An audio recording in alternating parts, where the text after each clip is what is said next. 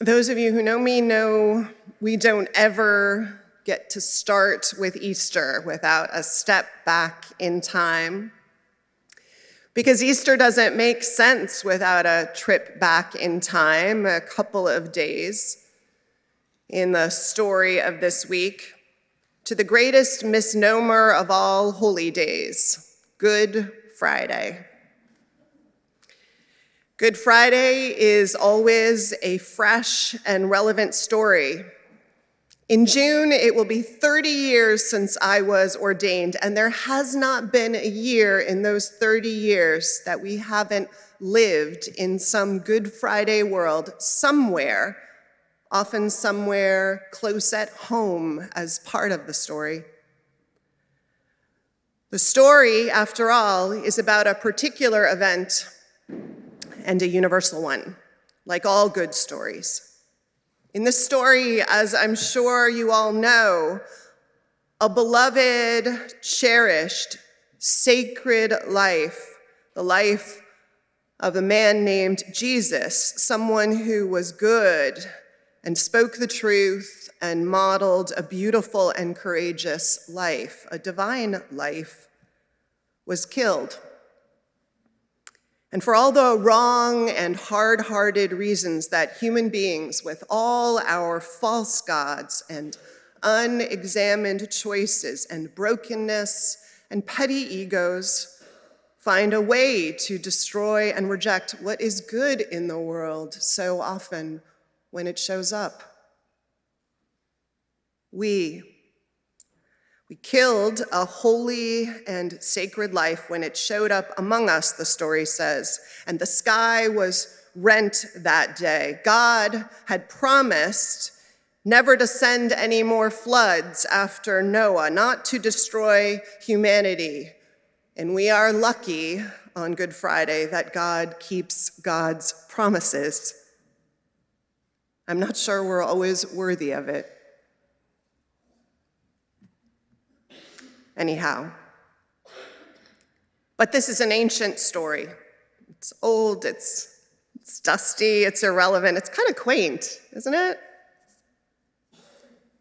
I mean, is anything good in danger of being forsaken in 2025?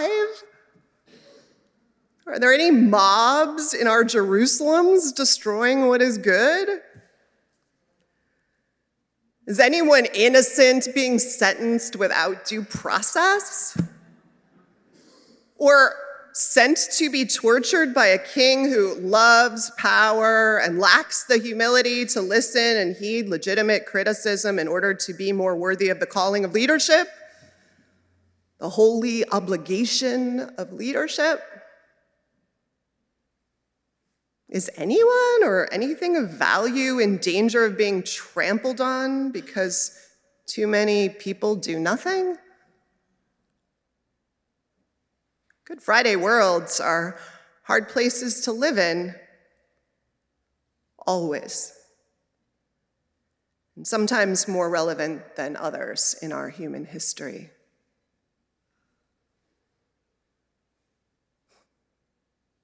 So,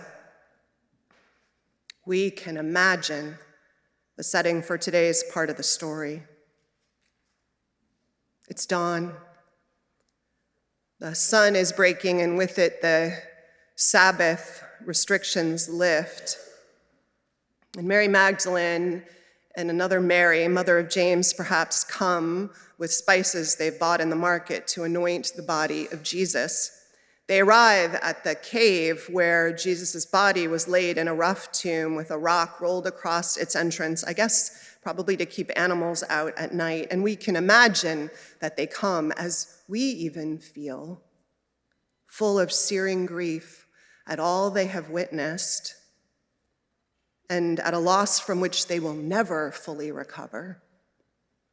They come to do the only thing that they can for this person they have loved, this last act of love, to anoint the body for proper burial according to their tradition.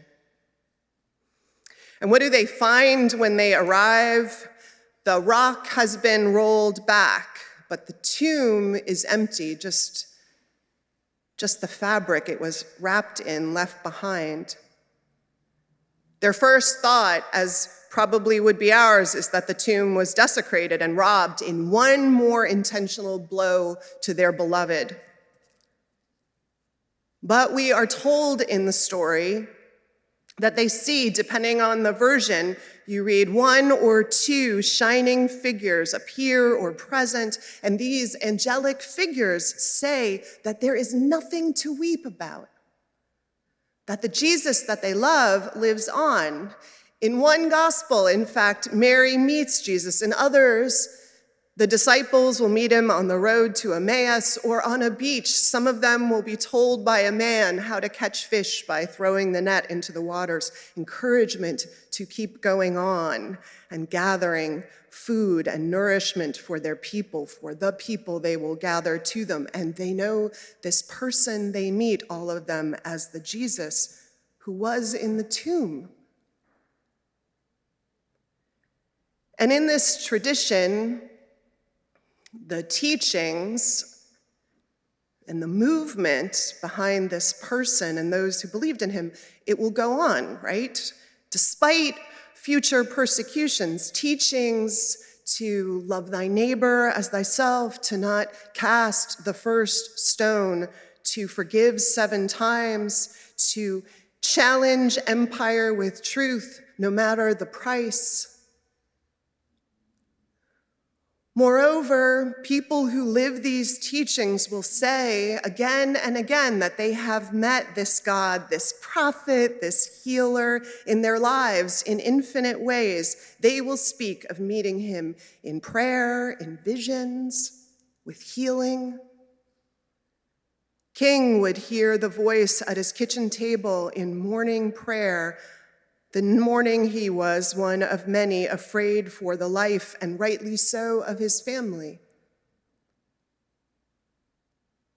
This very church was built by people who held this story central as the anchor and one of the guiding north stars to their own life choices: to fight slavery, to fight for women's suffrage, in more recent times, to affirm the worth and dignity of all couples and all genders, to welcome and support asylum seekers fleeing violence, to serve our neighbors as we do again today, and navigate whatever it is that life brings us as we do again today.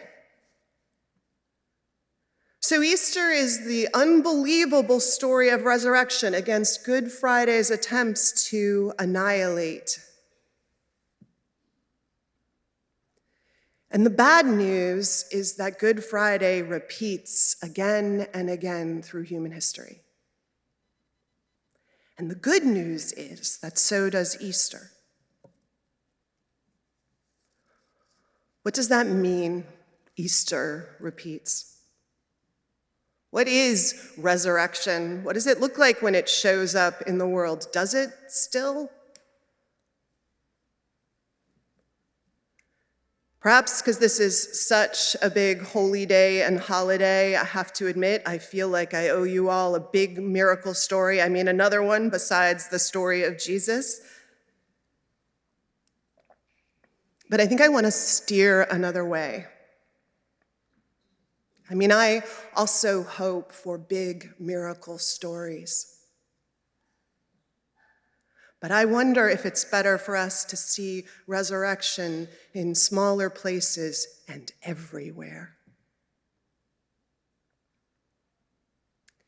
The Reverend Victoria Safford, meditating on resurrection years ago, goes first to nature, which of course is why Easter, which, whenever it did happen, was nonetheless scheduled in the Western Hemisphere to happen in springtime.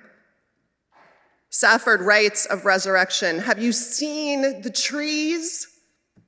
Have you seen the maple buds, the magnolias swelling, poplars, the first lacy pale sprays across the shoulder of the hills, the forsythia, and those 3 small flowering perfect crabapple trees in the park? Strong little trees begging children to climb them and get lost for a while in their magical pink canopies. Did you smell the rain this week and the muddy, ready earth receiving it? Did you smell the musty, lusty, moldy pile of leaves all thawed now and underneath the moist and living earthworms wide awake? Earth speaks to us of resurrection. God speaks to us through all God makes and moves through. Forest fires burn, and it is barely cool, and new shoots that had no sun to grow in a mature forest take that moment to claim life and make the world green again. Life will hear no, no. Dandelions push through the concrete streets as a reminder of what will not hear no. And there's more around us that speaks of resurrection. Safford asks, can we admit, however carefully at first, however foolish it may sound, that once or twice in our lives, perhaps over and over, tumbling over, we have seen events miraculous? Choose the word you will, whatever words you need. If miracle cloys, try unexpected, surprising, unanticipated, a second chance. Even that modest definition of resurrection opens a door we can walk through. Resurrection of spirit, of life, in the ways we feel it and know it. It's the moral equivalent, the human equivalent of the dandelion that comes through the concrete in the sidewalk. It's the person who came to me last week after service to share with me that they had ended a marriage they were absolutely sure was dead, but that she and her spouse had found their way back to each other, and they were more alive to one another than ever before. That's resurrection. Resurrection is every one of us and everyone we know who has wrestled with an addiction and remade a life, one that was responsible and made amends, and then sponsors those who come behind them to remake their own lives. It's choosing forgiveness when we could hold a grudge and repeat the sins of our enemies. It's truth and reconciliation in South Africa. It's being a good parent when you weren't raised by one. Being generous when you know what it's like not to have enough and could stay in that place of scarcity. It's Mothers Against Drunk Driving, or any group that is started to prevent the pain or loss that they could not spare their own child or loved one. It's every nation that has reclaimed lands torn apart by war and reached into the literal rubble to bury the dead and rebuild. It is every veteran who served and suffered the price of war and testifies loudly about the need to do peacemaking and avoid war. It is telling the truth about who we are, and every time telling a fuller version of our history that honors all the voices, all the truths that we carry in our bones and are accountable for. Resurrection is facing climate dangers and seeing if we can, doing what we can to turn things around so another generation inherits a place as beautiful or as close as we can come to the place we inherited. It is each time we go solar or build for wind or plug in an electric car or bike. It is seeing where we have let things go awry, and after we weep, rising up to march, to speak up, to risk as generations before us did, and go after the dream again, whether the dream was and is beloved community, the city on a hill, the lady who welcomes all who are tired and hungry and yearning to breathe free.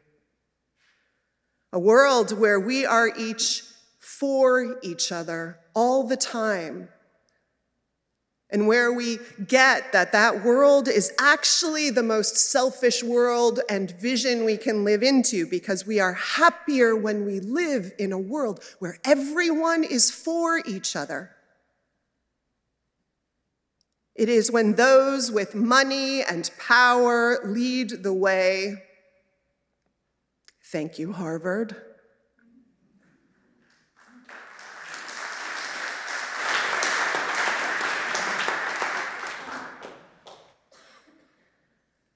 And it is when those without money and power lead the way.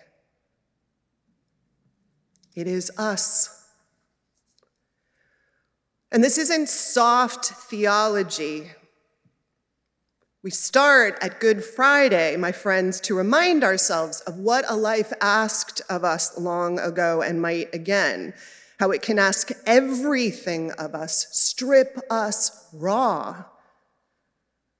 But we wear bonnets today because the Easter story with its resurrected God asks the listener to wake up to all that might happen, to all that is happening, to look for opportunity, to listen for the chance to lean in to life and its resurrection, to look at the worst moments in our shared history, in our own lives, and find divine love pushing through to be alive against all odds, and then participating in it in every way we can, with every fiber of our being Easter people in a Good Friday world.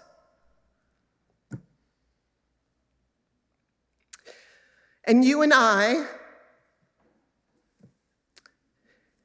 we will have to meet evil, as those before us have. And those who follow us will have to. We will have to be ready to meet it. Life is not a free pass from courage. It's not part of what we get. And let me say what you already know, that evil will have its victories. The old stories are clear and unambiguous on that point. Evil will have horrific and heartbreaking victories that numb the soul some days, that drop us to our knees. But we're called to remember, beloveds, that the ancient stories say also that those victories will not have the last word. That love is the reality that cannot be destroyed despite all efforts. That hope will burn through all dark nights and trying times and reignite the spirits of those who are faltering, including our own. And that we pay attention, because walking around with us all the time, we are told, is the power and presence of resurrection in nature, dropped into our hearts like grace some days, practiced until it is a habit like picking up our socks, common as mud, the poet says, chosen again and again. Resurrection can be a form of stubborn moral resistance. Resurrection like water on a rock that wears down what tries to, for no good reason, to take away from this life and from this world all that is beautiful and true and good. And in this world, love and liberation and mutuality and second chances, sweet like chocolate, are hidden all over us, all around us, to find and to seize, scattered on the saint and the sinner alike.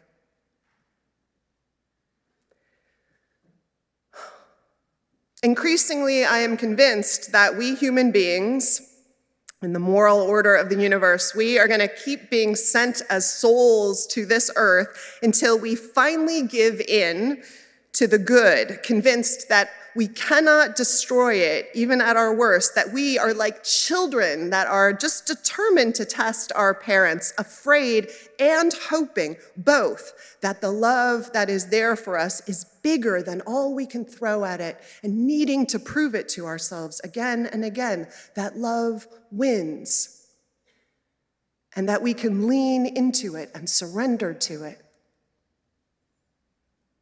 And for me, that's Easter's message, all of this. That is bonnet-worthy, that into this Good Friday world go blessings of courage and hope, that we step into it with endurance and committed to be for each other, that we roll up our sleeves and roll back the rocks on what we've given up as dead in the world, in our hearts, and trust what endures against the odds is not evil, though it will try, but love, life, liberated to love. And so I close with the words of Adrienne Rich, who wrote, "My heart is moved by all I cannot save. So much has been destroyed. I have to cast my lot with those who, age after age, perversely, with no extraordinary power, reconstitute the world." Blessings, everybody. I love you. Happy Easter. Let us live resurrection. Amen.